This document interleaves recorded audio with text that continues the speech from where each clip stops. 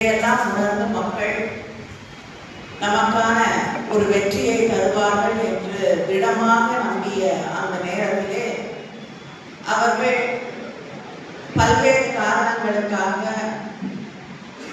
வேறு ஒரு முடிவை எடுத்திருக்கக்கூடிய சூழலை நாம் இன்று சந்தித்துக் கொண்டிருக்கிறோம். ஆனால் இங்கே இருக்கக்கூடிய அத்தனை பேருக்கும் தெரியும், தேர்தல் வெற்றி தோல்வி என்பது நமக்கு புதிதான ஒன்று இல்லை. எத்தனையோ ஏற்றங்களையும் இறக்கங்களையும் கண்டிருக்கக்கூடிய இயக்கம் தான் திராவிட முன்னேற்ற கழகம். தலைவர் கலைஞர் அவர்கள் எப்படி ஒரு தோல்வியை தழுவிய அடுத்த சில தினங்களுக்குள் நன்றி அறிவிப்பு கூட்டத்தை அறிவித்து கழகத்தில் இருக்கக்கூடியவர்களை உற்சாகப்படுத்தி களத்திற்கு அனுப்பி தொடர்ந்து இந்த இயக்கத்தை உயிர்ப்போடு வைத்திருந்தார்கள் என்பது இங்கே இருக்கக்கூடிய அத்தனை நிர்வாகிகளுக்கும் தெரியும். அதுபோல நம்முடைய முதலமைச்சர் அவர்கள் யாராலும் ஜீரணிக்க முடியாத ஒரு தீர்ப்பிற்கு பிறகு தன்னுடைய தொகுதிக்கே சென்று தனக்கு வாக்களிக்காத மக்களுக்கு நன்றி தெரிவித்துவிட்டு அங்கே இருக்கக்கூடியவர்கள் கலங்கி நிற்கக்கூடிய ஒரு சூழலிலே அவர்களுக்கு நன்றியை தெரிவித்துவிட்டு வந்திருக்கிறார்கள். இப்படி ஒரு எல்லாரையும் திகைக்க செய்யக்கூடிய ஒரு தேர்தல் முடிவுக்கு பிறகு மீண்டும் திராவிட முன்னேற்ற கழகம் உயிர்ப்போடு இங்கே அத்தனை பேரும் ஒருவரை ஒருவர் சந்திப்பதற்காக வந்திருக்கிறோம். நம்முடைய மாவட்டத்திலே 2 பேர் வெற்றி பெற்றிருக்கிறார்கள். இதுவரை சாதாரணமாக வெற்றி பெறாத கோயில்பட்டியிலும் நாம் வெற்றி பெற்றிருக்கிறோம். அதற்கு உங்கள் அத்தனை பேருக்கும் என்னுடைய நன்றியை நான் இங்கே தெரிவித்துக் கொள்ள விரும்புகிறேன். அதே நேரத்தில் என்னை பொறுத்தவரை தனிப்பட்ட முறையிலே எப்படி நம்முடைய கழக தலைவர் தளபதி அவர்களுடைய தேர்தல் அந்த தொகுதியிலே அவருடைய வெற்றி பெறாத ஒரு சூழலை ஏற்றுக்கொள்ள முடியவில்லையோ, அவரிடமே நான் பல முறை சொல்லிவிட்டேன். என்னால் இந்த தூத்துக்குடியின் தேர்தல் முடிவுகளையும் ஏற்றுக்கொள்ள முடியவில்லை. கீதா ஜீவன் அவர்களோடு ஒரு தெருவுக்குள் சென்றால் அங்கே இருக்கக்கூடியவர்களை பேர் சொல்லி அழைக்கக்கூடிய அளவிற்கு மக்களோடு பரிச்சயமான ஒருவர் தான் நம்முடைய கீதா ஜீவன் மாவட்ட கழகத்தின் செயலாளர் அவர்கள். ஆனாலும் வெற்றி வாய்ப்பை நம்மால் புரிந்து கொள்ள முடியாத சில காரணங்களால் நாம் இழந்திருக்கிறோம். ஆனால் அதையெல்லாம் தாண்டி இன்று மறுபடியும் நம்முடைய வெற்றிக்காக இன்றிலிருந்து தொடங்கி பாடுபட வேண்டிய ஒரு நிலையிலே நாம் நின்று கொண்டிருக்கிறோம். அடுத்து வரக்கூடிய உள்ளாட்சி தேர்தல்களாக இருக்கட்டும், நாடாளுமன்ற தேர்தல்களாக இருக்கட்டும், இதற்கு இடையிலே சட்டமன்ற தேர்தல் வரலாம்.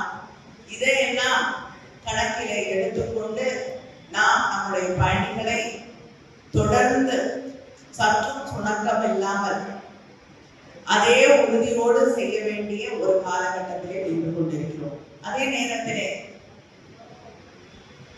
யாரும் எதிர்பார்க்காத இந்த தோல்வி என்று சொல்லும் பொழுது ஏன் அந்த தோல்வியை நாம் எதிர்பார்க்கவில்லை, எது கள நிலவரத்தை நமக்கு புரியாமல் செய்துவிட்டது என்ற கேள்விகளுக்கு பதில் தேட வேண்டிய அந்த நிலையிலே நாம் நின்று கொண்டிருக்கிறோம்.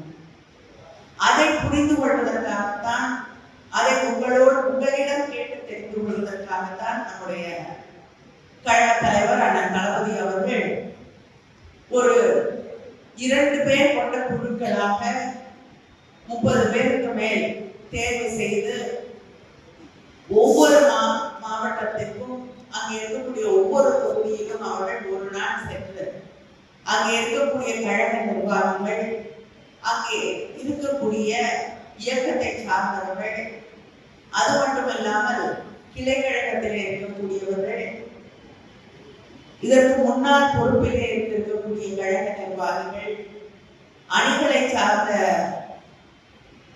பணியாற்றக்கூடியவர்கள் என்று அத்தனை பேரையும் சந்தித்து இந்த நிலைக்கான காரணம் என்ன என்று அவர்களுடைய கருத்துக்களை கேட்டு தெரிந்து கொள்ள வேண்டும். அவர்கள் எந்தவித தயக்கமும் இல்லாமல் அவர்களிடம் பேசும் பொழுது அவர்கள் மட்டும்தான் இருக்க வேண்டும். வேற யாரும் அவங்களோட இருந்து அவங்க எந்தவித தயக்கத்திற்கும் உள்ளாமல் கூடாது என்பதையும் திட்டவட்டமாக தெரிவித்திருக்கிறார்கள். அதனால நாம் எந்த கருத்தாக இருந்தாலும் யாரையும் குறை சொல்லணும் அப்படிங்கிற ஒரு தேவை இல்லை. ஆனா ஒரு தவறு நடந்திருக்கிறது என்று தெரிந்தால் நிச்சயமாக தைரியமாக தெளிவாக அதை எடுத்து சொல்ல வேண்டிய நேரம் இது. அதை தாண்டி நாம் எதையெல்லாம் தவற விட்டு விட்டோம் என்பதை பற்றியும் உங்களுடைய கருத்துக்களை, எதை செய்திருந்தால் இந்த வெற்றி நமக்கு உறுதி செய்யப்பட்டிருக்கும் என்பதை பற்றிய கருத்துக்களையும், எந்த விதத்திலே இயக்கத்தை நாம் சீரமைக்க வேண்டும் என்று உங்களுக்கு நீங்க அத்தனை பேருமே களத்தில் நிற்கக்கூடிய உங்களுடைய கருத்துக்கள் நிறைய இருக்கும். உங்களுக்கு என்ன சில ஐடியாஸ் இருக்கும். அதை சொன்னால்தான் அங்கே தலைமையில இருக்கக்கூடியவர்கள் மறுசீரமைப்பு செய்யும் பொழுது அதை கணக்கிலே எடுத்துக்கொண்டு அந்த கட்டமைப்புகளை மாற்ற முடியும்.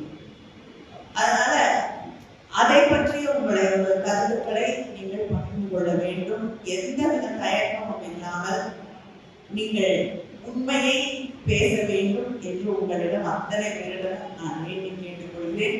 அதே நேரத்தில் யாரை பற்றியும் நாம் நம்முடைய தனிப்பட்ட காரணங்களுக்காக யார் மீதும் குற்றம் சொல்லுவதையோ, தனிப்பட்ட காரணங்களுக்காக இதை நாம் ஒரு வழிநீட்டுக் கொள்ளக்கூடிய ஒரு நேரமாகவும் மாற்றிவிடக் கூடாது.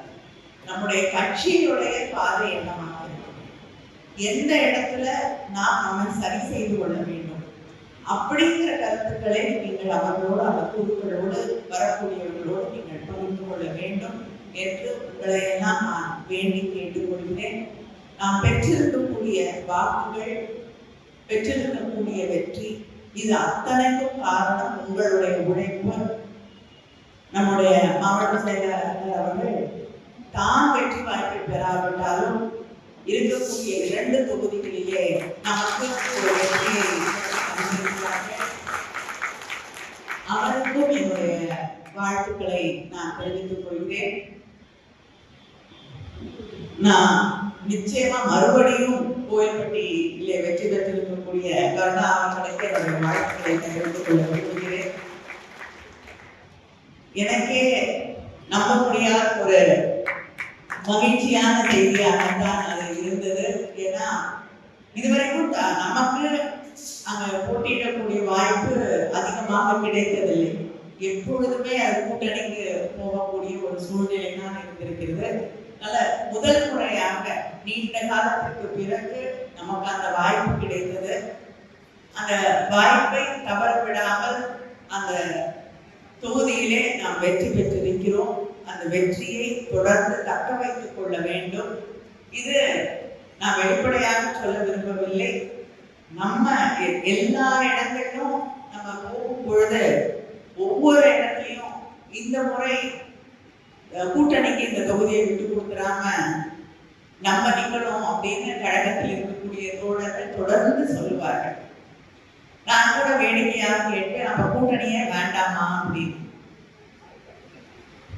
அப்படி கேட்கக்கூடிய அந்த நேரத்திலே இன்று கூட்டணிகளை பற்றி நாம் சிந்திக்க வேண்டிய ஒரு காலகட்டத்திலே நின்று கொண்டிருக்கிறோம். அதனால நம்மை நாம் பலப்படுத்திக் கொள்ள வேண்டும்.